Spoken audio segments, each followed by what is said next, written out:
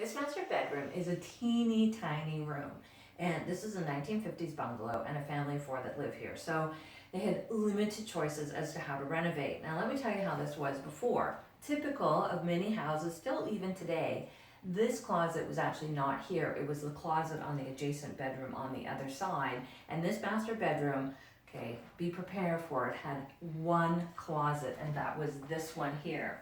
So what we did was took out the closet that was impacting this side of the room. We dealt with the other room separately and then took two closets and put them into this room, so his and hers.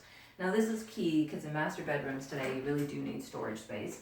Added new doors on it, double doors, not sliders, so it's easier to get in the closet.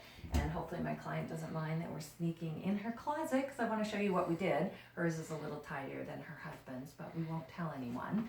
Anyway, here's a good investment, is doing closet organizers. And I know initially many clients are like, oh my gosh, like we have to pay more to organize, but this will save you tremendous amount of time and energy every morning, every night when you access this space. So what we've done is done a set of drawers in the middle. This is a closet layout I like because it gives you really good drawer storage, so you don't need a dresser in the bedroom, shelf storage, and then a lot of hanging. Now they didn't need single hanging. Some people do because they have a lot of long stuff. These guys did not. So you have to really assess your wardrobe and decide what's required. This layout doesn't work for you, doesn't matter, you can change it. I'm just saying make sure you spend some money behind the doors.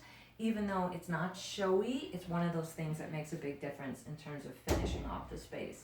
And the other little detail that we did is we made sure we added nice door hardware, really all through the house. One of the things you have to remember is in a small space, people do see the details more because you're closer to them basically. So spending a little bit more money on your door hardware or details like crown molding actually make a difference. So this master bedroom may be small, but it's mighty when it comes to storage.